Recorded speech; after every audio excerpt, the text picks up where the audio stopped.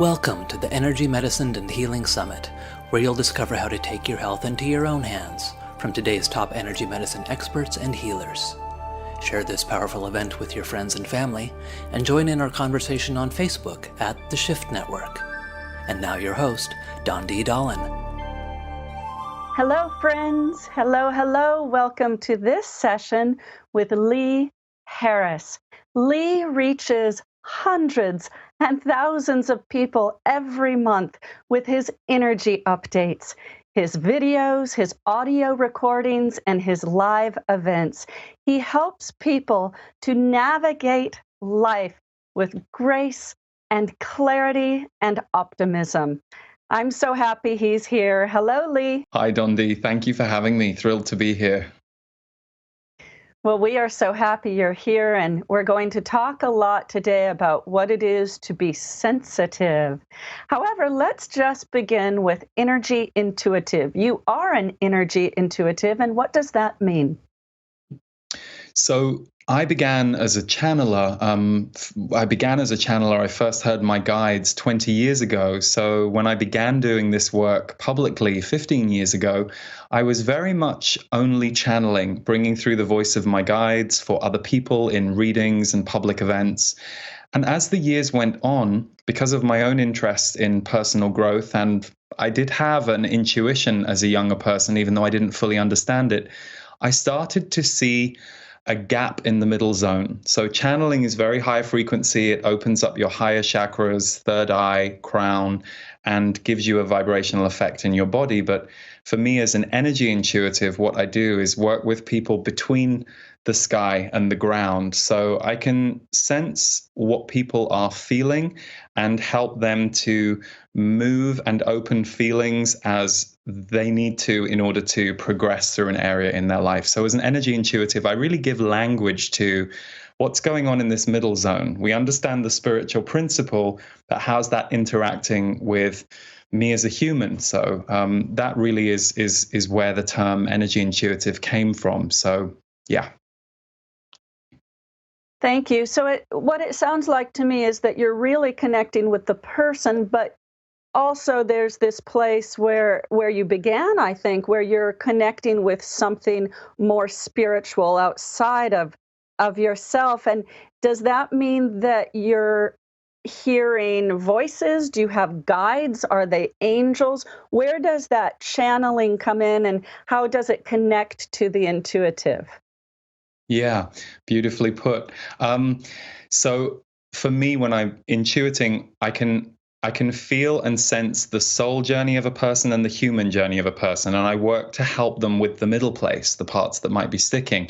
For me, what happened was I was very involved in personal growth for my own healing. I'd had a pretty tough teenage years and turned on myself in many different ways and destructive behaviors. So in my early 20s, personal growth became the place I went to heal after I had my first real awakening. And in the middle of that journey, the channeling happened to me. And when I first heard my guides, even though I didn't really at first believe it, because I also thought it should be harder than it was, because it just happened overnight, one day, and they've never gone away since. They explained, we are your guides, and we've been with you all of this time. And that they call themselves a voice of galactic source. So they say that they're a collective of 88 beings that extends wider into source, and that some of them have incarnated as humans, some of them have had experiences on other planets, but that really what they talk about is they're more of a consciousness library rather than perhaps those guides that identify as angels. There are some guides out there that people talk about as ETs. They speak about consciousness being their core. So when I work as an intuitive, it's a little bit of a hybrid of all of it. I do hear my guides, and I will hear a sentence or a few sentences. I'll relay those sentences, but it's very sensory for me. It's a full body experience. So I sense things in my body, and that gives me indications as to what's going on in and around me, coupled with this higher intuition that comes in. And then my job, if I'm being effective for people, is to try and bring it together in a way that's relatable for the person and meet them where they're at. So I hope that explains what can be a tricky thing to explain. You explained it very well, and it sounds like we need a whole show just for your guides. I would love that. They would love that too. They're never shy to speak. Wonderful. Well, let's talk about sensitivity. You have said that sensitivity is on the rise.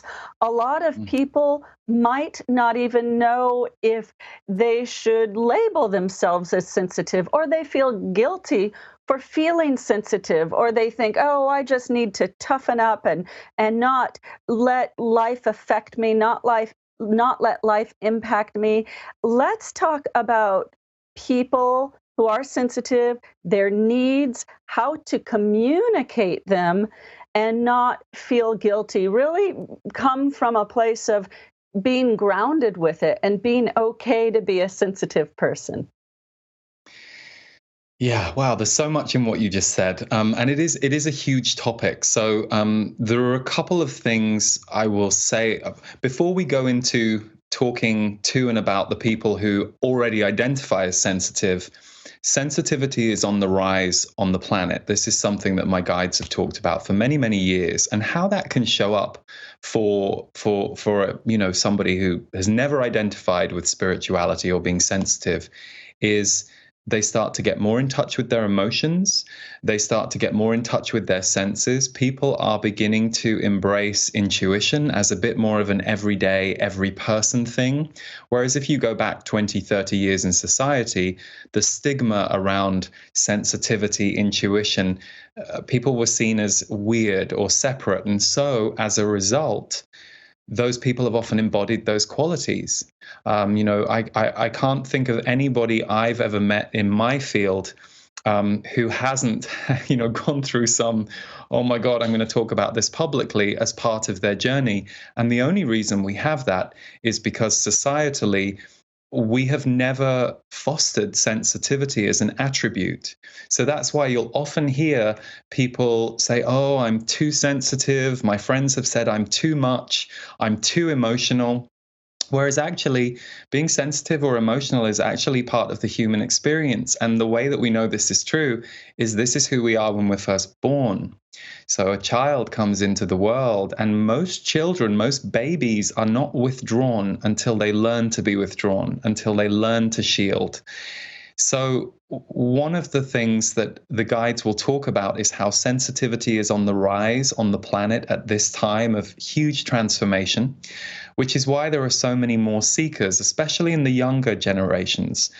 More and more young people are coming in wired to be more emotionally expressive than perhaps those of us in older generations were encouraged to be when we were kids. Although, of course, many of us in the older generations who knew this to be the truth or the path may be way showers for the people in your life. And so a lot of my time and energy and focus in particularly the last 3-4 years, has been really helping sensitive people to own their power, because that was also my journey.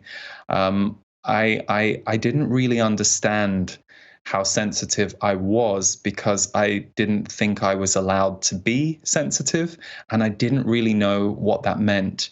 So much of my work focuses on helping sensitive people to own their power and to see it as a gift and not a curse. But it's one thing to see it that way. It's another thing to really kind of check out, when did I abandon myself? When did people encourage me to not speak intuitively because it was inconvenient for them? And the way that they said it to me, my mother was always like, oh, you're just talking mumbo jumbo.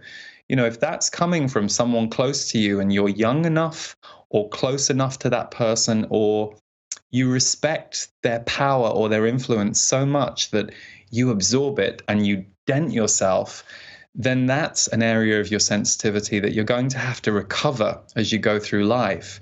So it's a tricky area to work with people on, because most people need to come forward, but some people need to really move out the trauma that they've had. I've seen this a lot, where people are almost sabotaging themselves through playing out re-traumatizing behavior. So sometimes some of the most sensitive people are some of the most difficult people in the room.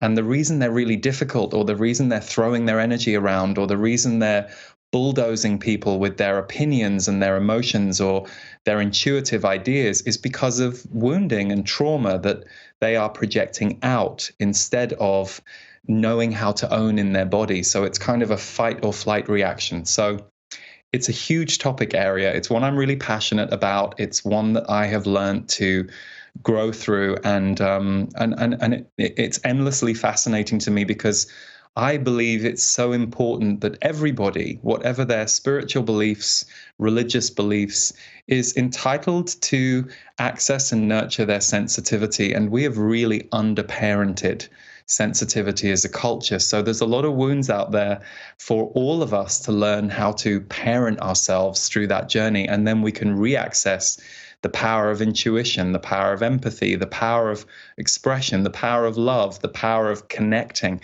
All of those things stem from a core of sensitivity. So it's a crucial part of who we are. Well, it is indeed, and I would guess that many viewers who are watching this right now are thinking, oh my gosh, he is talking to me. This stigma and this underparenting. And I know my dad would always say, shape up or ship out. If I was too emotional or too sensitive, thank goodness I have a mom who totally embraces my sensitivity to a fault, but she does. And that's wonderful. So with these sensitivities, you're talking about trauma, really growing through it and growing past it so we can move on. What are some of the most useful ways that you have either observed or you use in your work so a person can move past the trauma just of being too sensitive, because everyone has told them, you're too sensitive, get over it? Yeah. I'm a big believer in tackling your areas of struggle head on, really practically. And I say that because, having worked in the spiritual and personal growth arenas for 15 years, and having had experiences like this myself, when we are traumatized, we tend to want to leave the body. It's one of the things I witnessed quite early on, and I started to piece it together. I was like, one of the reasons that people love channeling or spiritual pursuits is because it gives them relief and healing from what they have been through, what they have suffered through. But some people get stuck in that loop, and they never really integrate the medicine that is just there for them, that they believe, that they follow, that they read about, that they infuse through recordings. But it's hard for them to really get into the rubber meets the road place because of that trauma. So one of the things that I always advise people, and I've worked with people on these areas too, is, identify for you, you have a really powerful voice inside you that knows what you need. You are the parent of yourself. So when we were little, if we were stressed out and we were wired, our parents would go, oh, she needs a nap. I'm going to put her, she just needs to calm down. I need to take her away from this stimulating environment. Our parents would sometimes see what we needed before we understood it ourselves. So I always invite people who are perhaps afraid of their own sensitivity or think they haven't got a really good handle on it to remember, you know yourself better than anybody, because you've been with you since the day you were born, and you will be with you until the day that you die, more than anybody in your world. And it's an interesting shift that happens when you decide that even though you might be seeking teachings outside you, that certainly for me changed my life. Teachers and support are crucial to me still today on a daily basis. But I've also learned as a recovering sensitive and a recovering empath that at the end of the day, I need to know what's going on in here too. And I need to have a handle on it. So for me, what I recommend for people is keep checking in on what your soul needs next. And if you sit quietly with a piece of paper and a pen, or if you want to type it on your phone or on your computer, what does my soul need from me this month? What does my soul need from me this year? And I'll tell you why. The sensitivity is in our soul in a completely unhindered unwounded way. But our sensitivity is often in our humanity in a compromised, wounded way. So if you ask your soul, what do I need next? What would I benefit from next? Your soul will write something down for you, and then it's your job as a human being to actualize it. So for example, let's say your soul said, you need an experience of loving relationships in your life and loving community. That's a big clue right there, because what your soul is telling you is that there are examples in your humanity right now where that is not the truth. It's either lacking, or you're in some relationships that are a little compromising to who you really are, or are asking you to accept less than you really want to. So when you've written down this instruction from the soul, you then say, okay, what could I do on a human level to walk towards this goal? And it might be that you do a review of your current relationships. Okay, I could review my current relationships. Okay, well, let me think about this. This are my 3 best friends. There's John, there's Judy, and oh yeah, there's Sandra. And that tells you everything you need to know, because there's Sandra, and it's not Sandra's fault. You know, she's just doing her best, being who she is. But there is something in the energy between you and Sandra that has just revealed itself to your body, that there's something a bit amiss there. So you either need to communicate something to her. You may have tried that and it hasn't worked. You might need to take a break from her. My point is that our soul knows what we want, and it's our human job to be the engine and the person to help create it. And I think that's a missing piece sometimes in spirituality. I think a lot of people love the spiritual journey, and I get it. I'm with you. I there's nothing more I love than the channeled experience. But I've learned that for actual progress in my life, that what I then have to do is take a really good, clear, but loving look at where I think I might be not putting effort towards creating change. So my biggest message to sensitives is you can change it. And I'm someone, I was taken to Weight Watchers age 10. I was 60 pounds, which is 4 stone overweight at the age of 16 on a much smaller frame, and I wasn't as tall. I then developed bulimia. So I know what it's like to turn against yourself and to feel like your own enemy and to not know how to get out of that. But for me, one of the things I've learned is if we're patient enough and willing enough and open to the support around us, but more than anything, that we know that we can figure this out with the help and support, sure, but that we can figure it out. Because often what we lose when we lose our relationship to our own sensitivity is self-trust. And even if that's hard for you, I encourage you to go, oh, Lee, that really triggered me when I heard you say that. Then please trust me. The reason it's triggered you is what I just shared is a truth. And the reaction in your body is the part of you that was like, oh, I know that's true, but it's just sent my body on fire. So great. Say this year for you, I'm going to learn to trust myself a bit more, and I'm going to increase that trust through several actions. And sit down with your pen, your paper, journal for yourself, and do that regularly. And you'll be very surprised if you commit to that weekly. You'll be surprised how much your own power will start to come back because you'll be listening to what you need. Thank you. So let's talk a little bit more about being honest with yourself. And I hope this doesn't trigger people any more than we already have. But like you say, the triggering is good. This is a gift. You say that being sensitive is a gift. So let me ask you, you have said that sensitive people, more than anyone, need to speak their truth.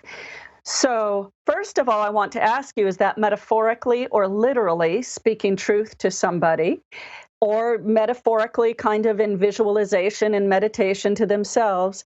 And then I want to say this, how does somebody speak their truth when their palms are cold and clammy, and when their voice is shaking, and when tears are building, and their heart is beating so fast, they feel like they're going to have a heart attack?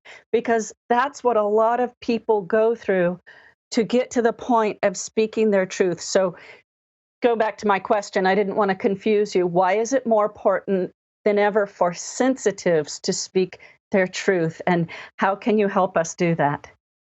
You described that so beautifully, Dondi. I felt it, and I've been there many times. I promise you. To recognize that truth speaking is a muscle, and I have learned that one of the things that I was avoiding was feeling uncomfortable, because I was so traumatized by so many things that what I was trying to do was feel as comfortable as I could for as long as I could, and not doing it in clever ways. So growth does require us to feel a little uncomfortable, but I think that the reason, and this goes back to what I was saying about you know what you need for yourself. One of the things that breaks my heart sometimes in this field is when I see or receive questions from people going, oh, I just heard this quote, and this quote says this is how we're supposed to be, but I don't know how to do that. And if I do that, then my husband's going to be really mad at me.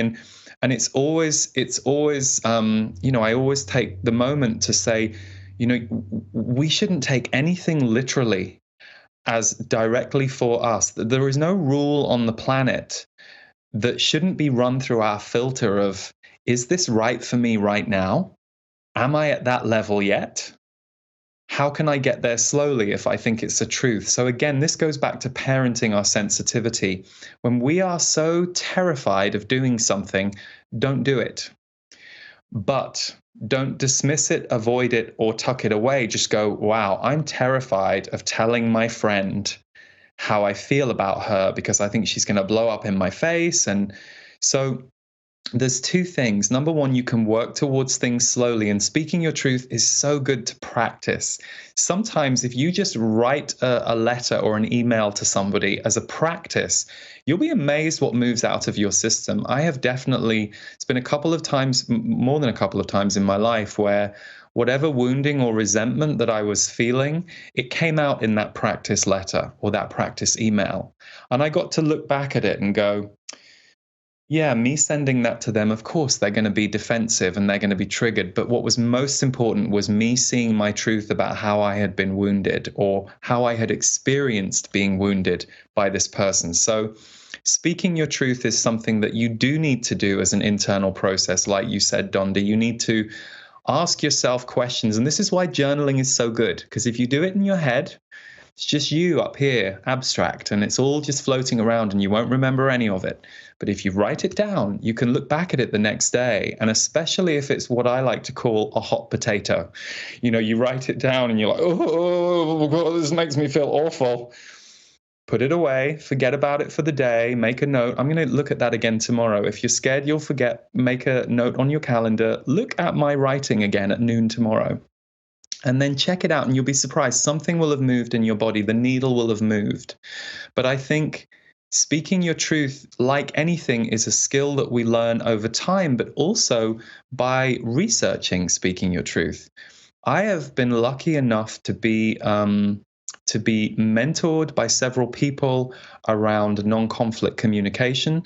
I have been lucky enough to go through some awful, non-peaceful communication moments with enough people in my life to have really learned the importance of appropriate language at the appropriate time with the appropriate person. So if a child, think of again, this goes back to parenting, the way that we parent children. The worst kind of parenting is when you scold a child for doing something. The best kind of parenting is when you say, honey, we're not gonna draw on the wall anymore, okay?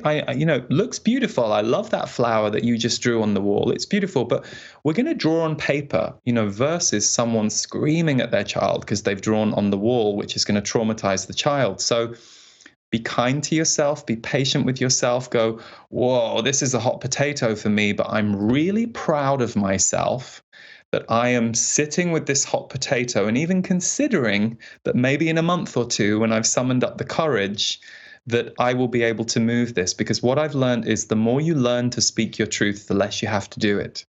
Because you vibrationally hold in yourself your own decision making and your own core. And often, what we're most afraid of is the other person's reaction upsetting somebody. And that's always a sign that we are prioritizing that person's energy field over our own, which is very common for empaths and sensitives. They just want a peaceful, happy room. So they have learned to adjust themselves in that room to try and create harmony.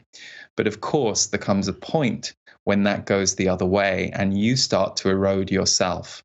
So it's a long answer, and I know I've thrown many different elements in there, but it really is a really important topic area, and it's one that you just have to go, wow, this is really hard for me, and I'm proud of myself for even looking into it. And I'm going to tell my friend I'm doing this and share it with her, just because I know she's always supportive, and then airing out with her, I get a feedback. Don't try and do any of this alone. If it's a tough area for you, what support could you give yourself, and how could you lovingly parent yourself through something that's really tricky? And that is how you grow a muscle around transformation and around doing the things that are uncomfortable, but because you know that once you're on the other side, the end result is going to be better. Yeah, so let's say someone has gotten to the other side. They have gone through a lot of growth. They've been working with their hot potatoes. They have gotten to a place where they really do believe that their sensitivity is a gift. And I'll say a few reasons why it is because sensitive people are usually very creative and intuitive and compassionate. And I hope you all are hearing that. So let's say someone's on that side and they're to that place where they know it's a gift. How do they now nurture it? We have just a few minutes left. And if you have a couple more tips about how to really nurture the sensitivity so they can work with it in a healthy way.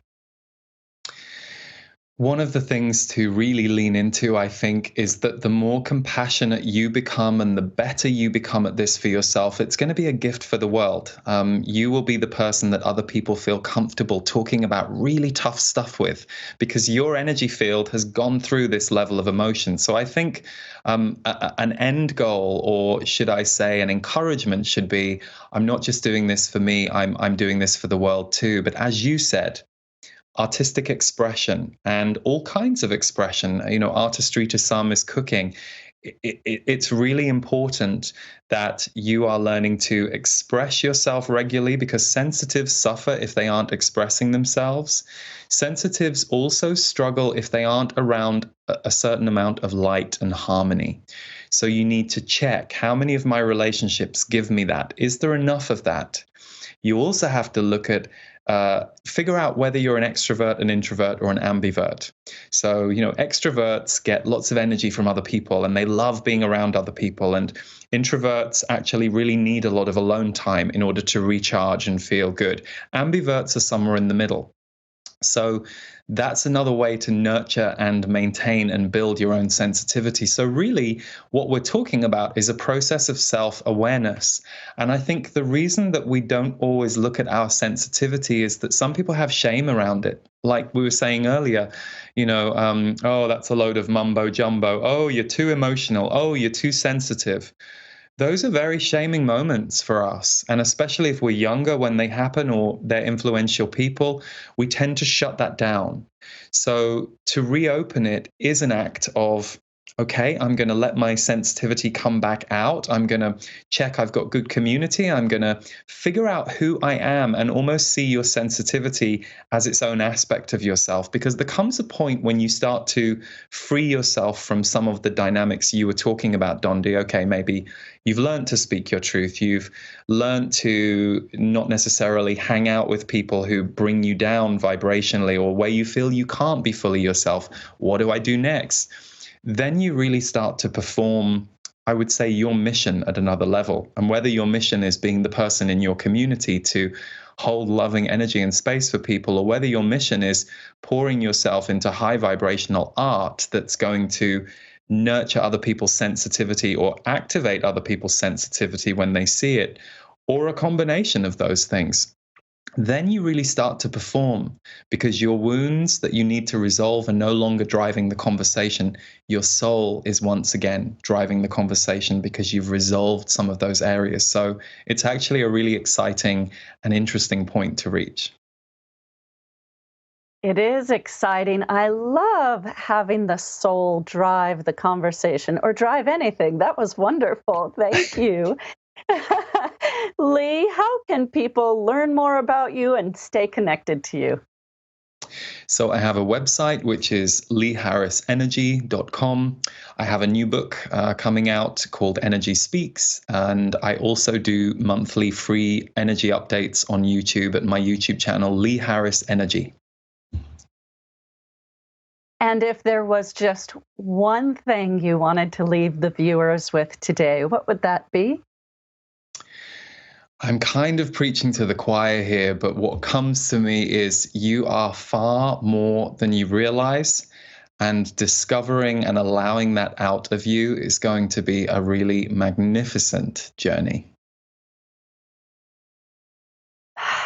Thank you for your wisdom and your knowledge, and thank you to all of our viewers who have joined us for this session with Lee Harris. We'll see you again soon.